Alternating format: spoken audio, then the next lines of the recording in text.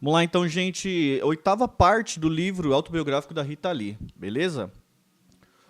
Rio de Janeiro.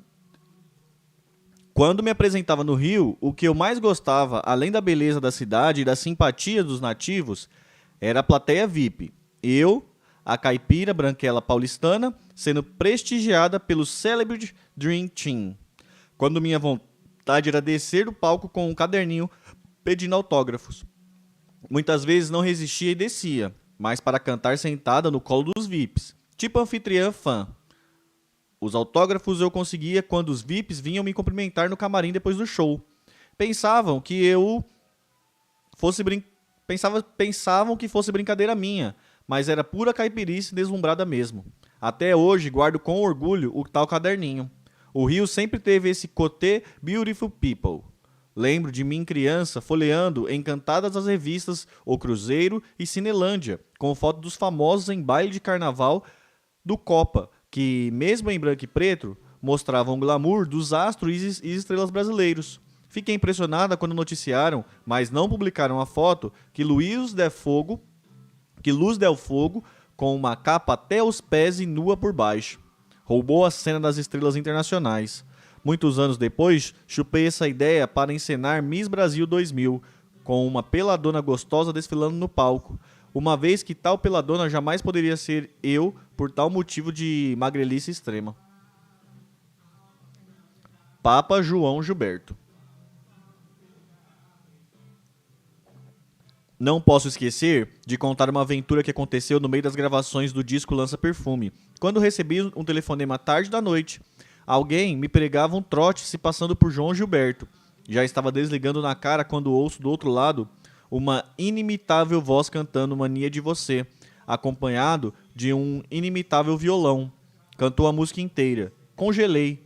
Ninguém, a não ser João Gilberto, teria aquele chique vocal junto daquele violão swingadaço. Ok, não era trote. Congelei mais. No fim da serenata telefônica, eu ainda petrificada, João me convida para cantarmos juntos Jojo Balagandans, no seu especial da Globo dali uns dias.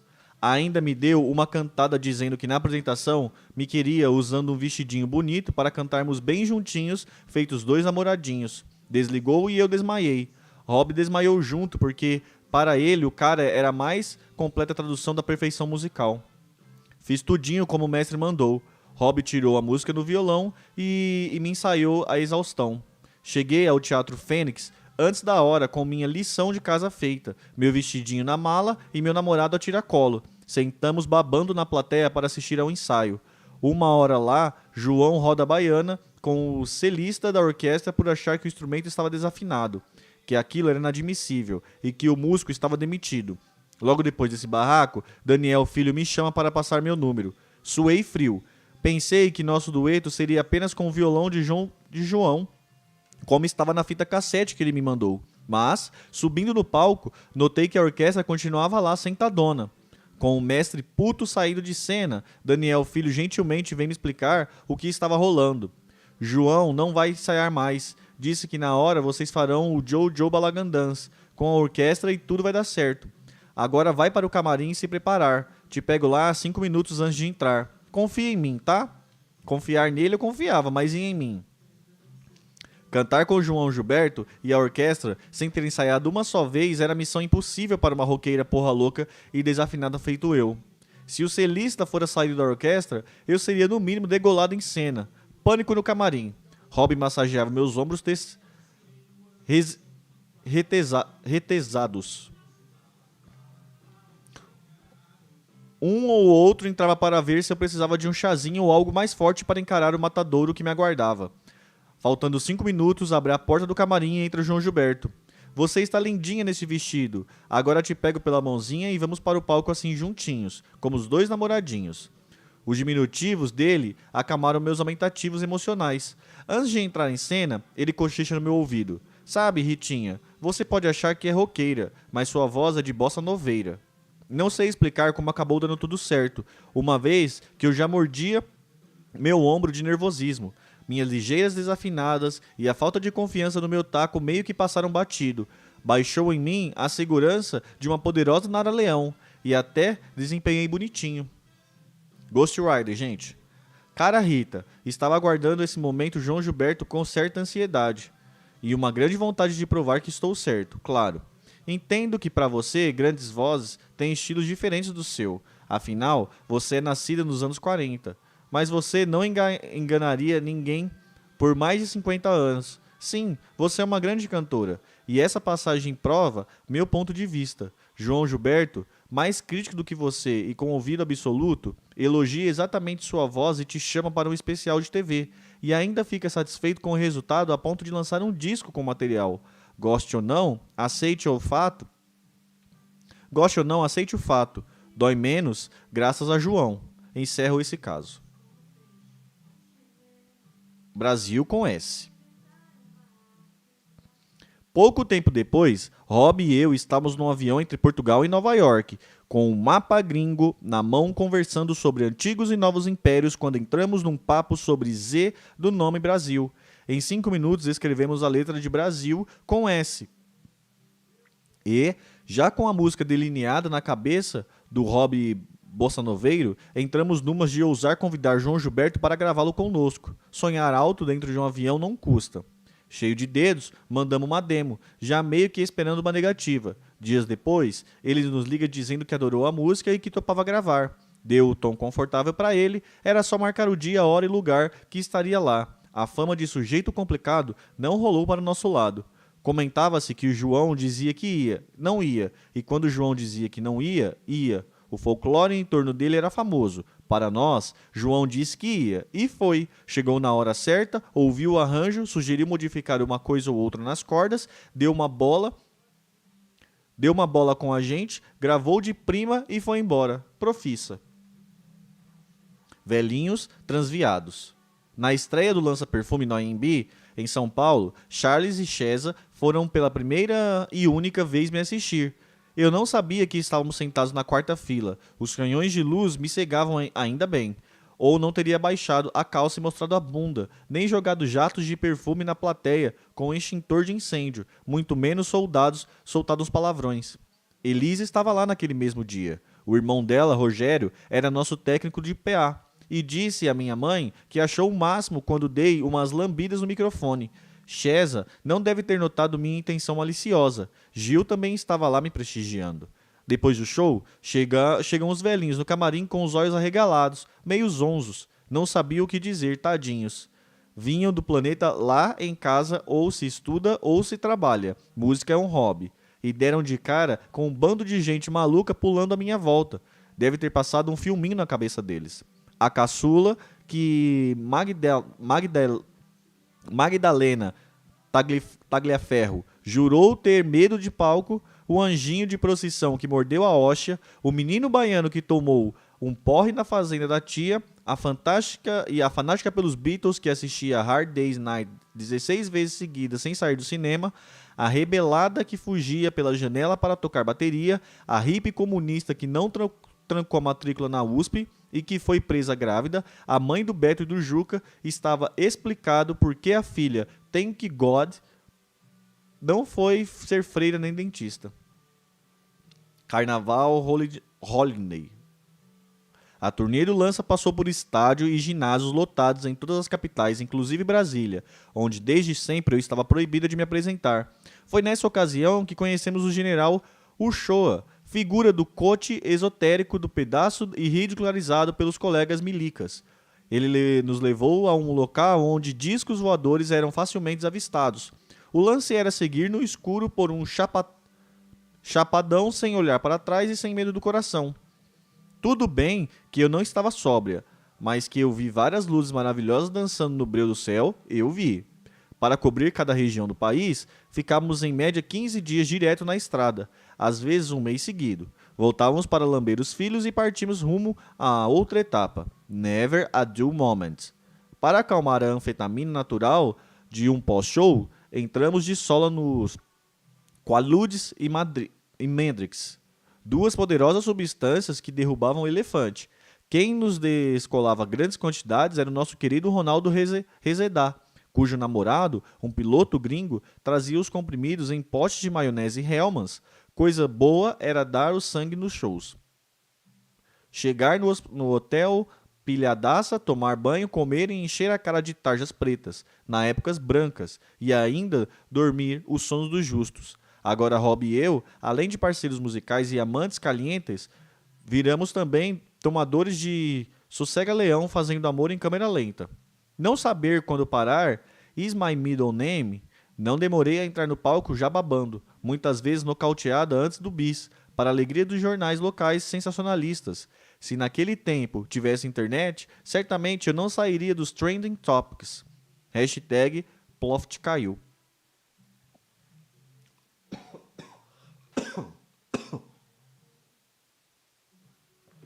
On stage. Sim, é clichê. Sou mais uma a dizer que o lugar onde mais me sentia em casa era no palco. Lá somos bem mais porretas do que fora dele. No meu caso, se uma barata pousasse em mim enquanto cantava, era bem capaz de dar uma Clarice Lispector e comer a nojenta tipo. O que a gente não faz para divertir as pessoas? O altar do palco é viciante, o lugar mais seguro para se viver perigosamente.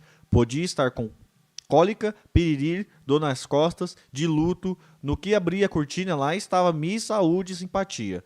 Até quando o som pifava no meio, como muitas vezes acontecia. A boba da corte dava um jeito de tirar proveito do mico. Certa vez, depois de um show, a imprensa local de uma cidadezinha veio me cobrar porque proferi barbaridades sobre rodeios justamente onde esses eram grande atração do pedaço. Nada educada, respondi. Não tenho rabo preso com essa gentalha daqui e nunca aceitei cachês superfaturados desses eventos escrotos para fazer vista grossa enquanto cowboys de Araque lançam bezerrinhos. Além de processada, fui crucificada, morta e sepultada, mas na terceira instância ressuscitei e ganhei na justiça. Hoje, para um artista se dar bem, ele tem que vender a alma ao cartel empresarial, que por sua vez vende a alma ao cartel político, que vende a alma ao cartel da poderosa nova ordem mundial. Muito diabo para pouco caldeirão. Rita Hu? Nos anos 80, Lança Perfume estourava nos 4 cantos do mundo. Ficou um tempão em primeiro lugar nas rádios francesas, onde a pista da famosa discothèque Regines, em Paris, era termômetro de sucessos. A dona da boate, Regina Chaucrown, entrou em contato conosco toda empolgada, contando que o príncipe Charles tinha estado na casa e pedido pessoalmente para que tocasse Lança Perfume, enquanto se esbaldava de dançar e cantar o refrão com sotaque britânico. Lanza Perfume. Ela perguntou como Charles conhecia a música tão bem. Oh, this is my favorite song and Rita is my favorite singer. Na época, saiu no Daily Mirror uma foto de Charles saindo descabelado da boate com o título Rita Hu. A matéria explicava que se tratava de uma cantora brasileira que conquistou o primeiro lugar nas paradas de sucesso do Príncipe. Entre as diversas versões de Lança, em outras línguas, inclusive hebraico, a que eu achei mais chique foi a francesa, de Henri Salvador, Question de Choice, que tornou a bombar nas rádios europeias. Volta ao mundo. Certa vez, Rob e eu entramos num shopping spree, em Nova York, tipo, quem nunca comeu melado? Naquela cena dos 2 caipiras Neveuche Riches que alugam uma limusine e saem comprando a cidade, misturando champanhe com qualidade e cannabis com mescalina, The Days of Wine and the Roses. Lembro que no Estúdio 54 fui barrada no baile por ter ido fantasiada de mendiga. Do encontro com Clodovil e Andy Harlow no Mr. Charles, onde apaguei na mesa, derreti para o chão e ambos foram lá me levantar. Das dúzias de tulipas que Rob espalhou pelo quarto de hotel, de quando quisemos dar uma de Scott e Zelda e entramos na fonte em frente ao Plaza. Em Santorini, salvei Rob de ser atropelado por um coitadinho de um jumento que fugiu ao controle do dono. Na Turquia, cismei de vestir um par de chuteiras e passear no mercado de tapetes. As sandálias de bola eram perfeitas para as longas andanças. Quando olhei para trás, uma fila de homens mal encarados me seguia com pedras na mão apontando meus pés. Tive que entrar num bazar e comprar rapidinho um par de sandálias. Em Roma, ficamos trancados no Coliseu quando nos distanciamos do guia turístico para dar uma rapidinha atrás das colunas e fomos salvos pelos guardinhas noturnos. Uma vez, nos hospedamos no famoso Le Hotel de Paris, onde Oscar Wilde se autoexilou Dormir no mesmo quarto do gênio não passou em brancas nuvens pelo casal de coelhos. Tudo ali era convite para uma boa sacanagem, e o que posteriormente rendeu boas inspirações musicais. Disco show, disco show. Nem bem acabávamos uma turnê e já partimos para um novo trabalho. A parceria continuava firme e forte, o tesão idem. Tanto que engravidei no meio das gravações, e quando isso acontecia, significava virar santa. Tomações eram substituídas por um estado de graça tipo Joyful Soul, Mary. Daí que o nome do novo disco, claro, foi Saúde. Mais um sucesso para a nossa coleção de hits e mais uma vez com a colaboração musical dos magos do swing carioquês Lincoln Olivetti, Ariovaldo e Robson Jorge. Das quase 30 músicas novas, só 9 foram liberadas, mesmo assim com ressalvas. Banho de Espuma chamava-se Afrodite, mas a Solange implicou com o nome e com as expressões bolinando, e em qualquer posição. Mudei o título, troquei bolinando por esfregando e em qualquer posição por com toda disposição. Mandei de volta e passou. Duh. Essa música, aliás, foi baseada numa cena autobiográfica do casal na banheira do quarto de Oscar Wilde. Outra faixa que fui negociar a liberação foi uma frase na música favorita, que dizia: "Me sinto dentro do túnel do amor". Solange só liberou quando eu disse ter me inspirado na inocente Tunnel of Love, de Doris Day, da qual ela também era fã. Fofa.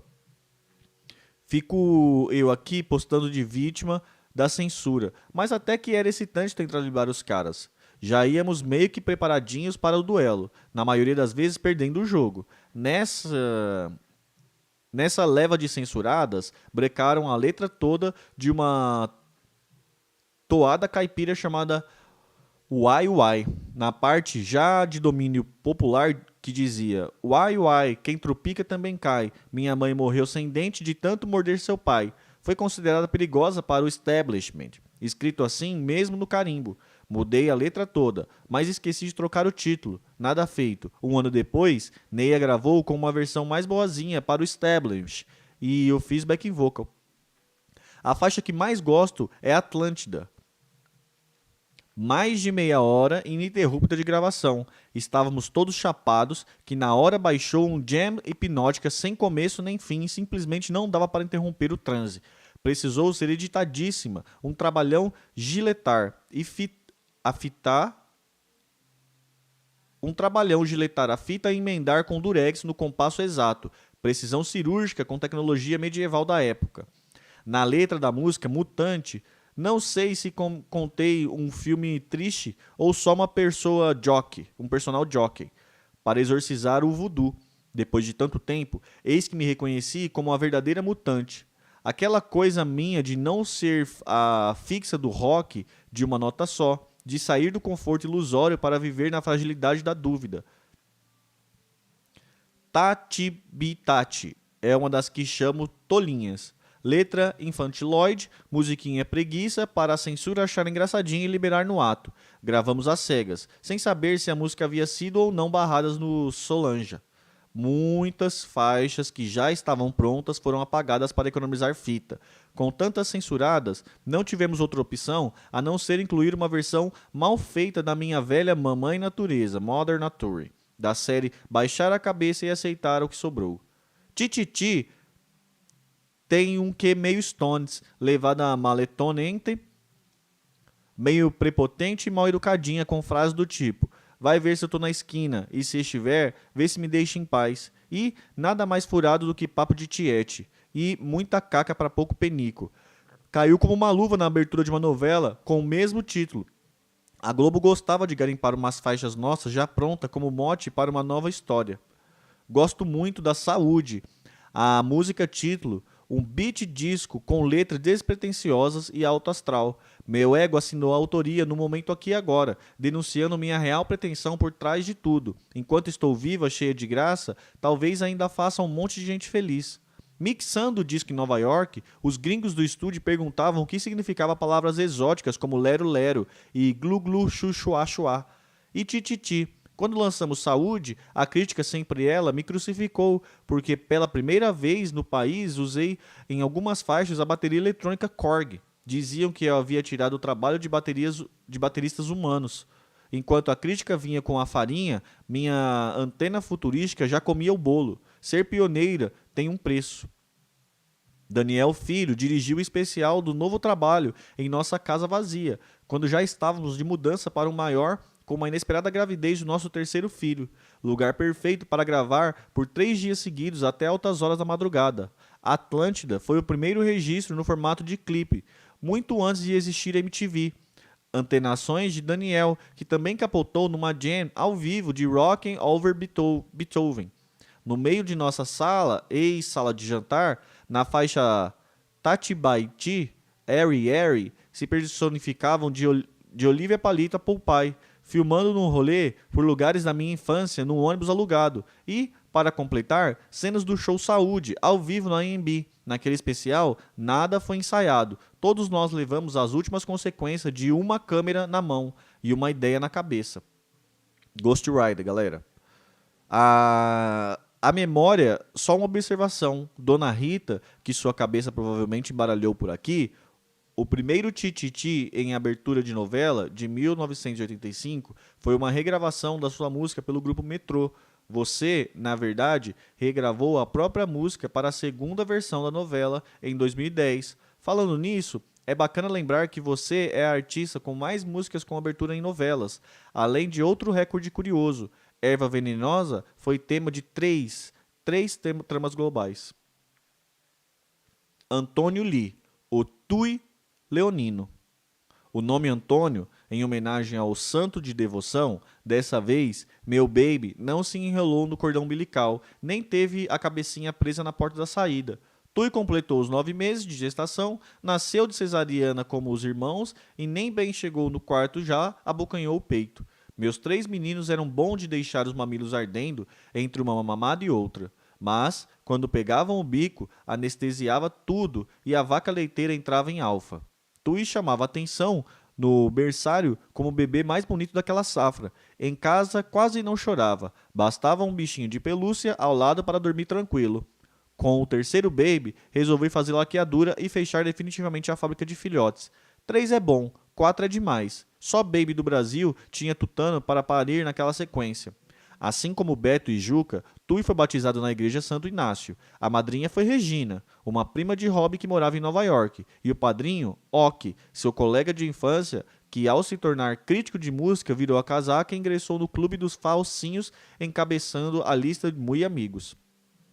Eu conseguia dar de mamar por 3 meses. O leite ia diminuindo à medida que a minha ansiedade de palco subia. Quando Tui nasceu, morávamos num sobradão bacana estilo espanhol na rua Manuel Maria Tourino, com piscina, jardim e um espaço legal, para os meninos se esbaldarem. Para aliviar o trabalho de Balu, agora com 3 garotos para cuidar, contratamos por meio de uma agência um cozinheiro, sujeito meio fechadão, fazia o trivial até que gostosinho. Um dia, acordamos e cadê o cara? Dali a pouco chega a polícia com uma foto perguntando se tinha visto o elemento. Tratava-se de um fugitivo procurado por ter matado um policial. Sim, contratamos um assassino para cozinheiro e a família toda a um passo dos crimes da Serra Elétrica. Aff. Pouco depois, estávamos todos viajando. A casa foi depenada. Daí que decidimos mudar rapidamente para um apartamento modesto no bairro do Paraíso, em frente a onde Virgínia morava com o marido e os 3 enteados. Ficamos lá por pouco tempo, sentimos saudades da vizinhança do Pacaembu. Garimpamos grana aqui e ali e alugamos um mega duplex de cobertura na Rua Bahia, a 1 quarteirão da FAAP, entre as praças Buenos Aires e a Vila Boim. Grande o suficiente para jogar vôlei na sala.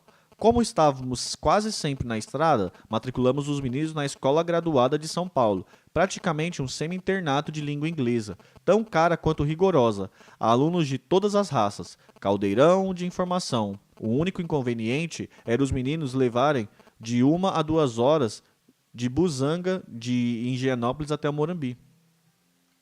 Férias. Mergulhados na estrada, Rob e eu perdemos algumas gracinhas dos meninos, tipo os primeiros dentinhos, primeiros passinhos, primeiros mamã papá.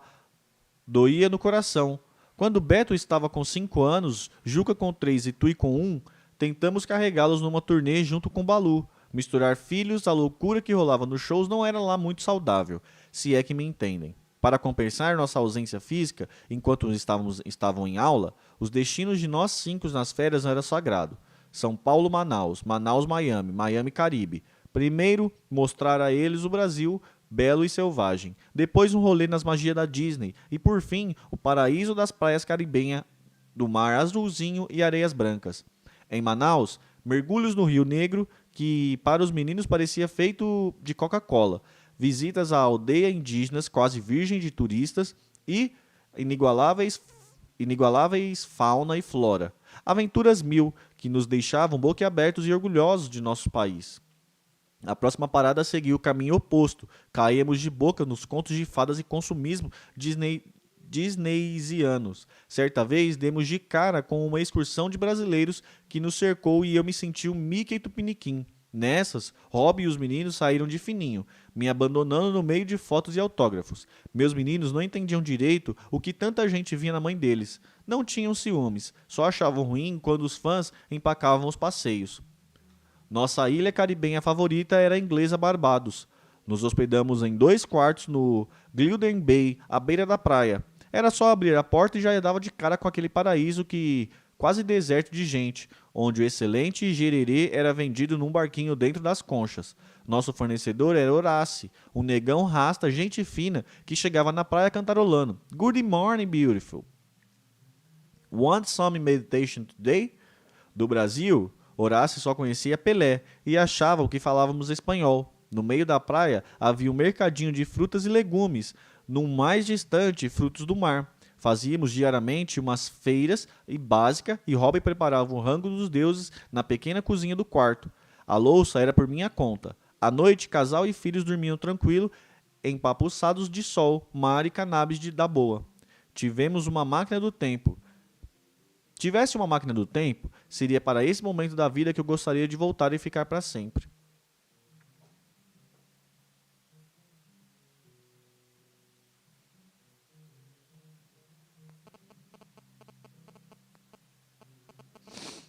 Vamos à La Playa. Há cagadas que a gente fez e não conta ninguém.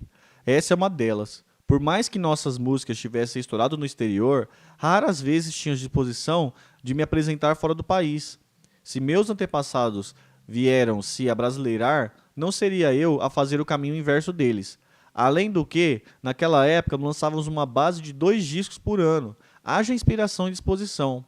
Mesmo assim, atendendo a pedidos dos fãs do mercado estrangeiro, gravamos um disco extra com alguns hits em espanhol da Espanha, cujas versões ficaram caretíssimas e perderam o duplo sentido que tinham em português. Para sentir o drama de alguns títulos, pide más, chega más. No se olvidarte, mutante.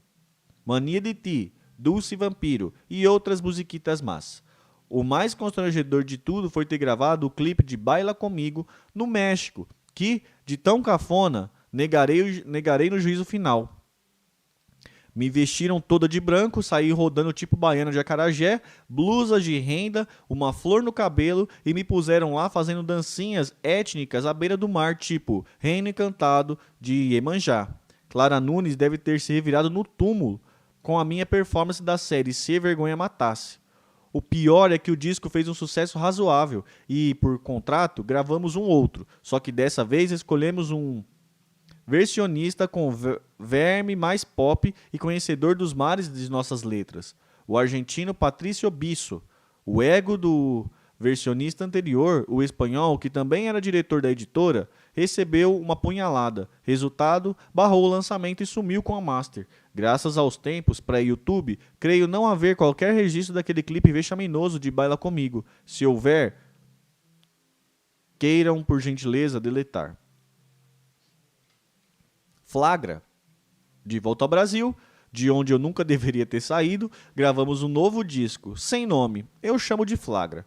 Na capa, Rob e eu mergulhamos num mar de plásticos azuis, cenário chupado de La Nave va de Fellini.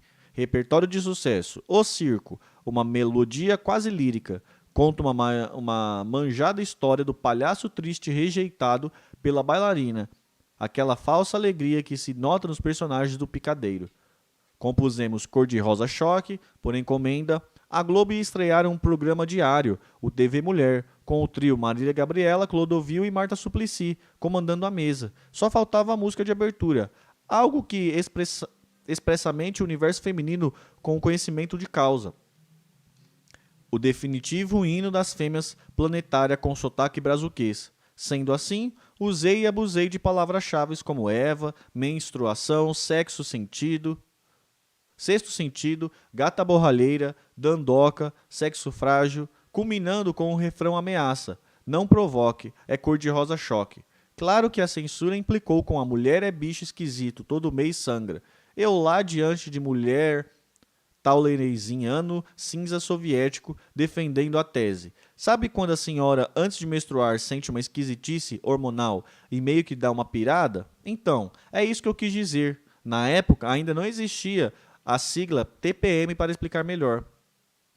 Outra que entrou na lista negra e por um milagre acabou liberada foi Vote em Mim. Apenas troquei abaixo a repressão por depressão. A música virou uma espécie de jingle da democracia corintiana depois que Sócrates e Casagrande subiram ao palco para reforçar o coro dos descontentes. Barriga de Mamãe. Outra tolinha que há 2 anos estava presa sem a menor explicação foi liberada. Frou Frou. 3 tolinhas, viagem na maionese retrô a caminho de um lugar algum.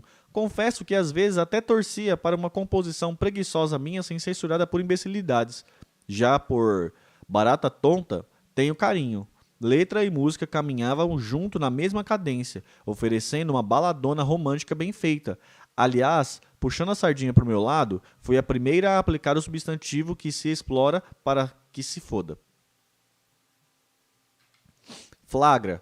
Foi outra que fizemos por encomenda para a abertura de uma novela que seria toda ambientada nos anos 50, misturando Beach Boys com Tony Campelo, sugerindo Look Bad Boys da juventude transviada.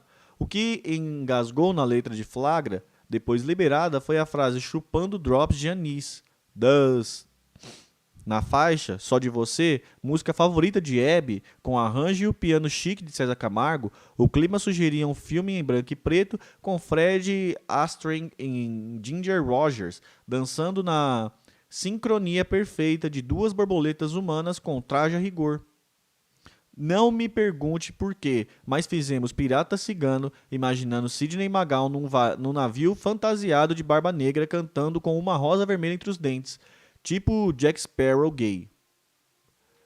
And last but not last, a participação de João Gilberto em Brasil com S, uma espécie de bossa nova do crioulo doido, louvando e misturando as idiosincrasias da história do Brasil que aprendíamos na escola. O disco superou as vendas do lança-perfume e ganhou mais um especial em mais outra direção de Daniel Filho. Dessa vez, gravamos ao vivo no ginásio do Ibirapuera, uma superprodução da TV Globo intitulada O Circo, com palco giratório e figurinos exuberantes. Seguimos numa mega turnê pelos Brasis, dessa vez com 4 canhões carregado toda a produção especial. Sim, ainda guardo os figurinos da Globo. Ghost Rider, gente. Vamos aos números. Rita, o álbum ultrapassou os 2 milhões de cópias. Hoje, você é a mulher brasileira que mais vendeu discos no país. Tem dezenas de discos de ouro, outros de platina e até de diamante. Nada mal, hein?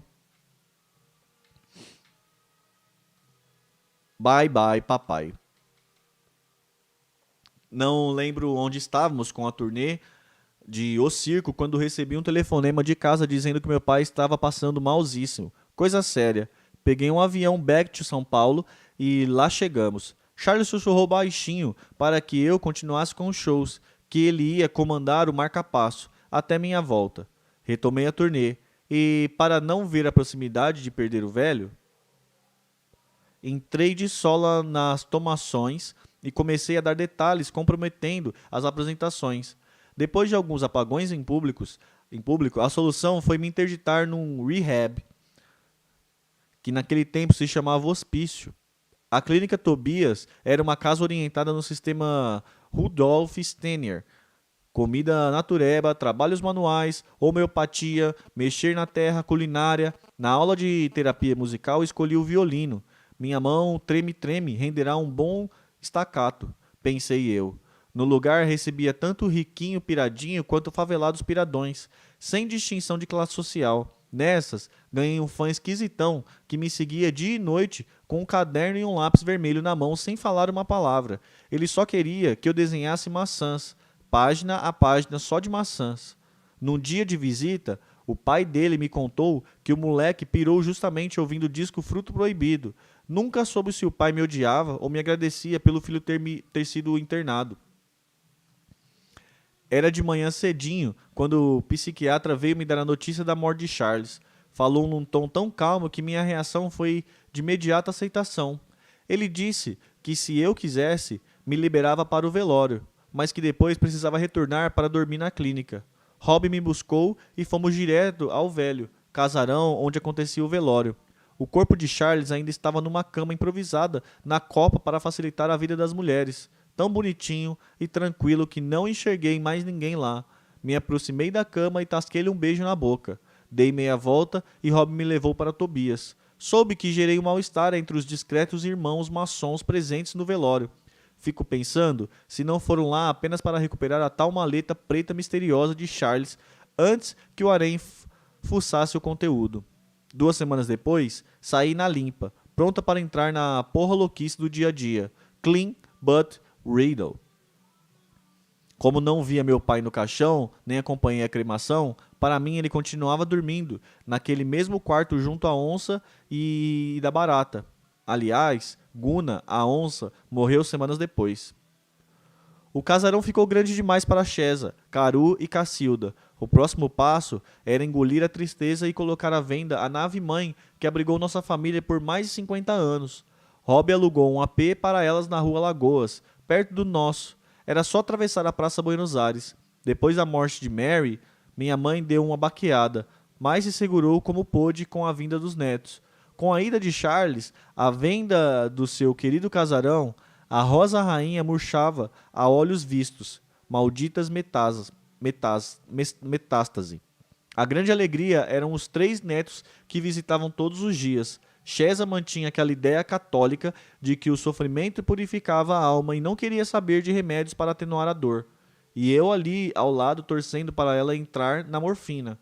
Com minhas segundas intenções droguísticas, quero tomar o que há para não ver o que há. E eu ainda nem havia chorado as mortes morridas da minha família, que acontecia numa rapidez brutal. Tino, tios, tias, primos e primas de ambos os lados. Muito menos eu queria pensar naquelas ainda por vir. O jeito mais fácil era encher a cara, anestesiar as tristezas e fazer a roqueira sempre feliz e debochada. Balu seguia cuidando dos meus meninos, Caru de minha mãe e Rob de mim. Maluco pobreza. Fuçando gavetas, encontrei um texto escrito numa das vezes em que fui parar no hospício. Não lembro qual. E esse maldito relógio me observando. Cadência aos segundos no volume tão alto que não consigo sair do tempo. E ele me engana. Bato o olhar e lá está, 5h30. Fecho os olhos, sinto dores, medito sobre a vida, lembro cenas da infância, rezo, o corpo aprisionado por eletrodos, a bexiga estourando com o sopro pingando. Abro os olhos e vejo o desgraçado lá, com cara de pizza, cravando 5h30 e 01. E ainda pregado torto na parede.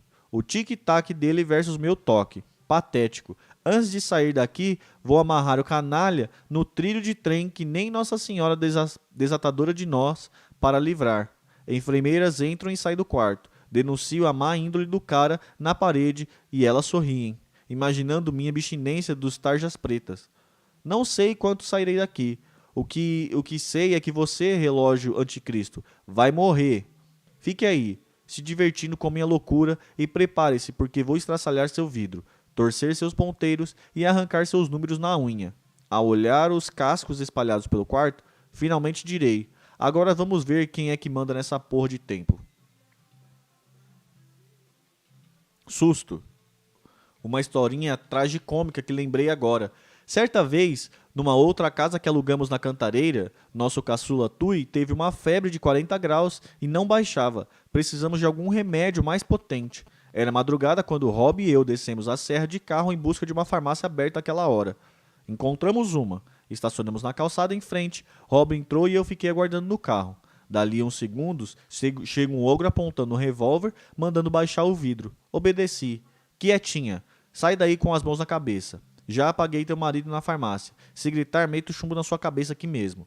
Obedeci e, chorando baixinho, entrei na farmácia onde seu comparsa mantinha o farmacêutico sobre a mira de outro revólver. O meu bandido me conduziu até uma porta e me empurrou escada abaixo num porão escuro. Comecei a tatear o lugar, procurando o corpo ensanguentado de Rob. Dali meia hora, a porta do porão se abre, a luz me cega. 2 silhuetas descendo destrambelhadas. O farmacêutico seguindo de Rob, são e salvos, brancos de terror. Rob ficará preso no banheiro até o fim do assalto e não viu nada do que rolou. Contou que antes de fugirem no nosso carro, os bandidos disseram: apagamos sua mulher e jogamos o corpo dela no porão. Bom enterro pra vocês. Finos. Pouco depois chegaram os 2 guardinhas num carro de polícia e pimba, me reconheceram no ato. Pronto, é agora que volto pro Chilindró, acusada de assalto. Em vez de registrarem o BO, os fardas fizeram questão de nos dar carona até a nossa casa. Em troca, queriam saber das idiosincrasias de um cantor famoso do qual ambos eram fãs. A trilha sonora, ao chegar em casa, seria Inesita Barroso cantando Oi de Bruço Dadu é cum dos 2 soldados. E muito obrigado. Brochada. Nessa sequência de mortes, a vida pro meu lado andava maus. Eu meio que encampei uma das pequenas órfãos da humanidade. Vontade de mandar tudo para aquele lugar e voltar a personagem responsável dos meus 20 anos. Só que agora com 3 filhos. A situação era outra. Então vamos engolir a deprê e fingir que a vida continuava bela. Nada melhor do que mergulhar num novo trabalho. E com Rob ao lado não podia dar errado. O disco Bombom foi gravado em Los Angeles, com um timaço de gringos feras do naipe de Carlos Vega, Steve Lukather, Michael Landau, Mike Porcaro, Abel Laboriel, Michael Budiker, Randy Keeper, além do melhor percussionista do mundo, Paulinho da Costa. Alguns já haviam gravado com Miles Davis, Michael Jackson e a então iniciante Madonna.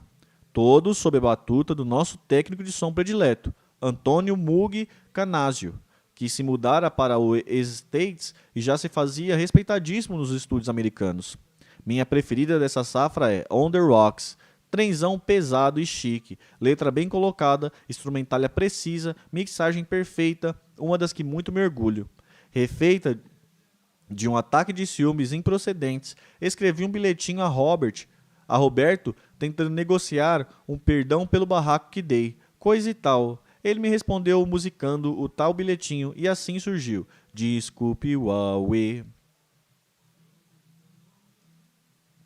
Outra que gosto é Raio X. Misteriosa e bonita. Achamos chique não ter refrão. Pensamos num filme noir, com um personagem esquisitinha, espionando os vizinhos de binóculo vivendo a vida alheia para preencher sua solidão. Um Big Brother caseiro. As faixas Tentação do Céu e Fissura são tão tolinhas que escolho deletá-las da memória, dando espaço a outras 2 mais interessantes, como Degustação e Piracucu, a primeira do hino de escatologias infantis. Querida, vamos chupar ferida? Não, amor, vamos chupar tumor. Tumor não me seduz. Tomaremos 2 copos de pus, que no meu tempo de criança já era um clássico de domingo popular.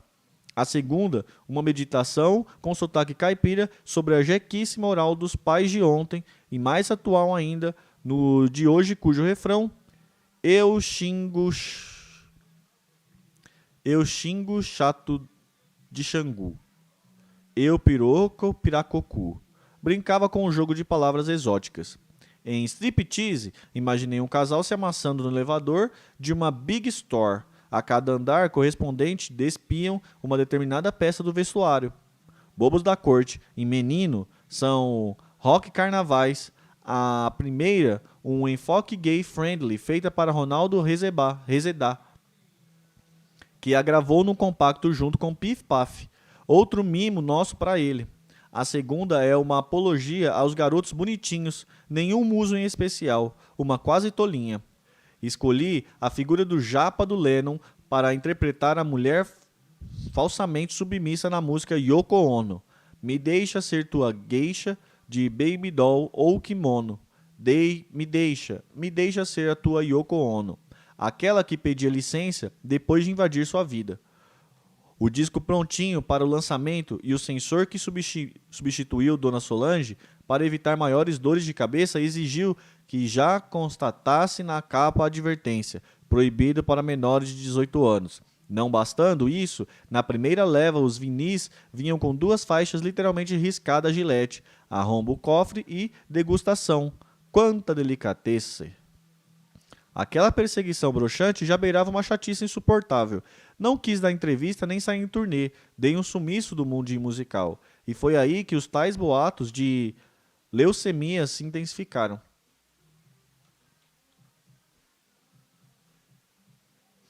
Apostolado equivocado. As mortes não choradas de Mary, Danny, Charles, Guna e do casarão Nave desenvolveram em mim um escudo protetor antissentimental alimentado por chapadões cada vez. Minha espiritualidade foi nocauteada.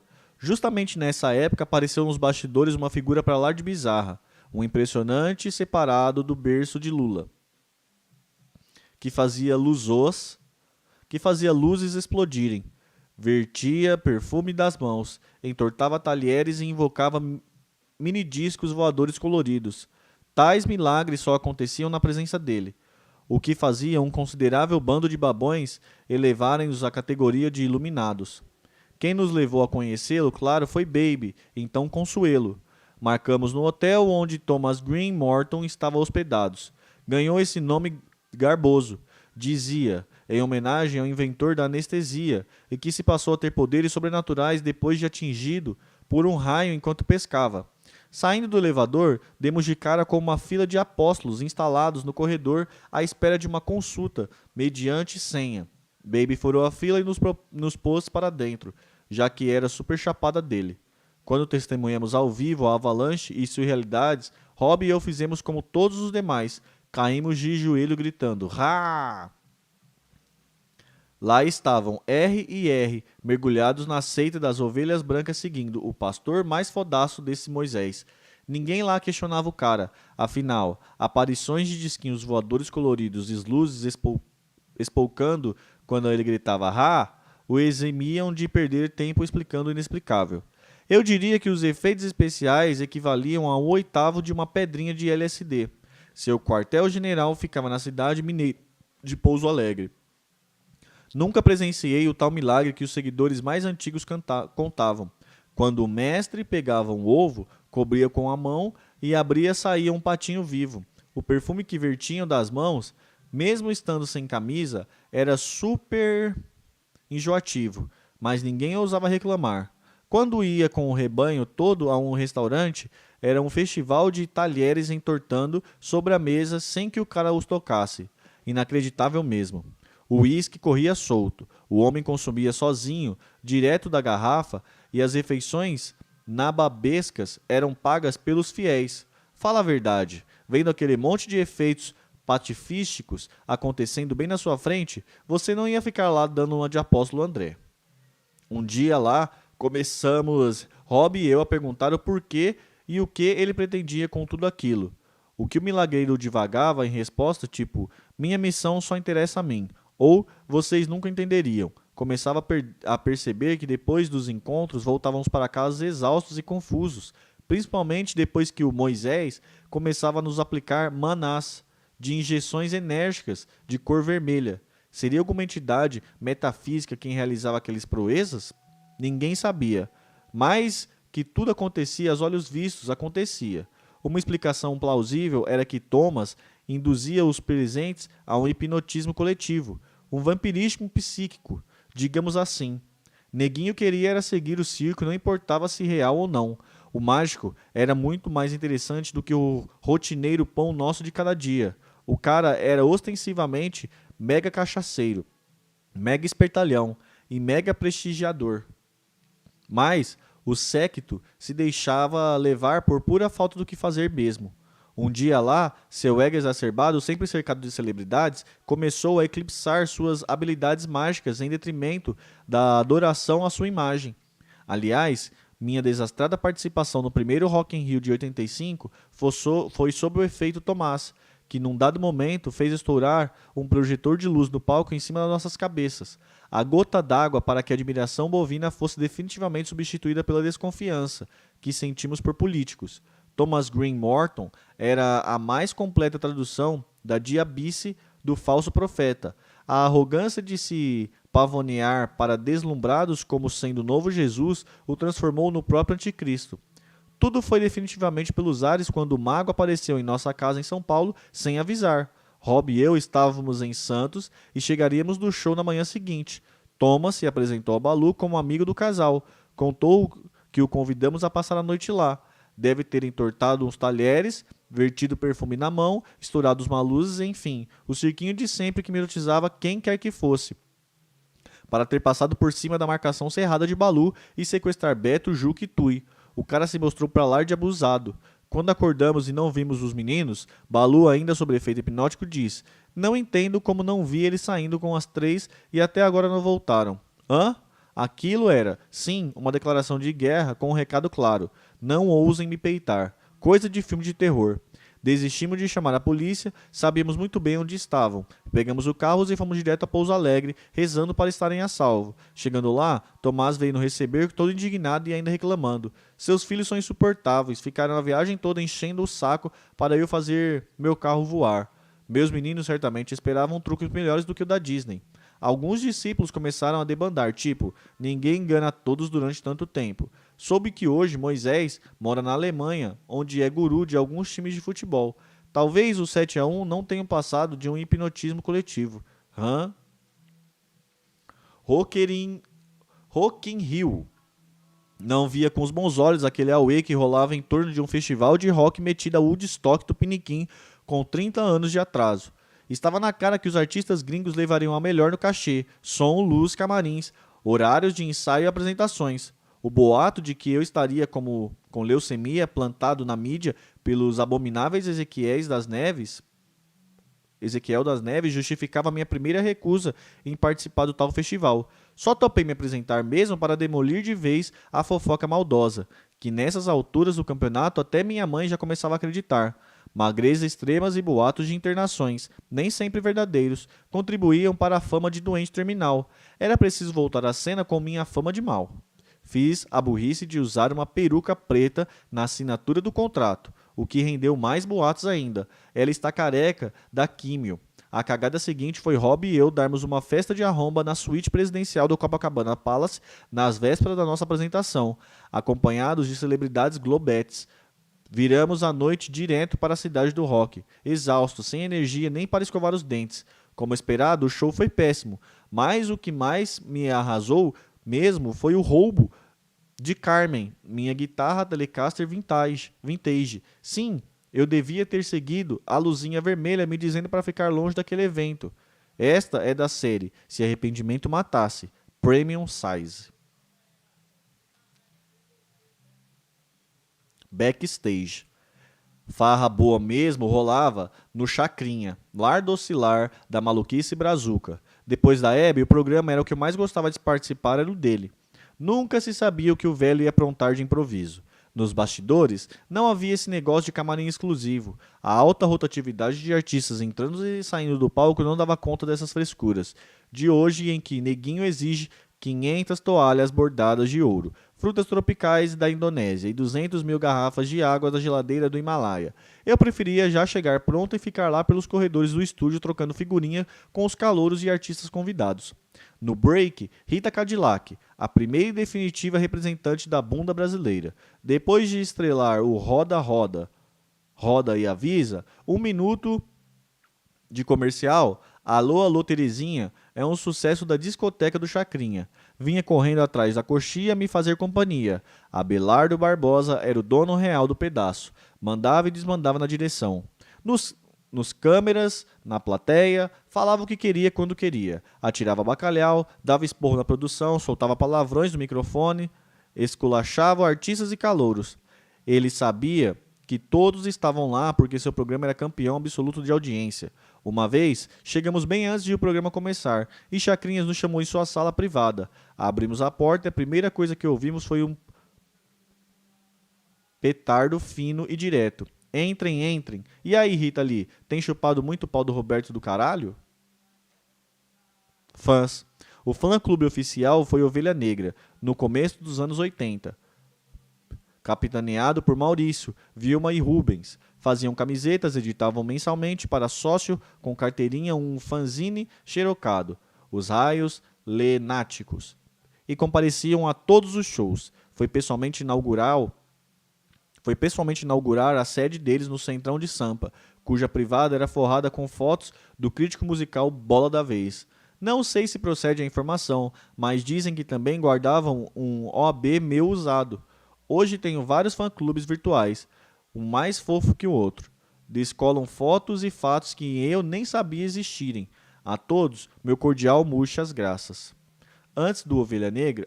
Ghost Rider, gente. Antes do Ovelha Negra, e desde a época dos Mutantes, Rita fazia festa de inúmeros fãs-clube que apareceriam em sua homenagem. Era comum entre os anos 70 e 80 encontrar pichações em muros e paredes cheias de carinhas dos artistas. As mais famosas é a que apareceu no casarão da Vila Mariana. Rita, para você a agilidade do gato e o brilho das estrelas. Apareciam as dúzias também admiradores que se vestiam inspirados em Rita. Mais recentemente, com o advento da internet e das redes sociais, os fã-clubes ganharam um novo fôlego e surgiram novos grupos que publicam e trocam fotos e informações online. Rita, quem diria, ganhou até um bloco de carnaval, o Rita Lena, que toca as músicas em ritmo de folia pelas ruas de São Paulo. Em 2 anos, ele se tornou um dos maiores da cidade e carrega uma multidão pelo bairro de Pinheiros. É isso aí, galera. Hoje paramos na página 215 e mais tarde, se Deus quiser, a gente volta aí, beleza? Quem estiver escutando a gente pelo podcast, me siga nas redes sociais, também no nosso canal no YouTube e na plataforma Arroxa, porque muito provavelmente estamos lendo lá outro livro. Tamo junto, galera. Até mais tarde. Beijos.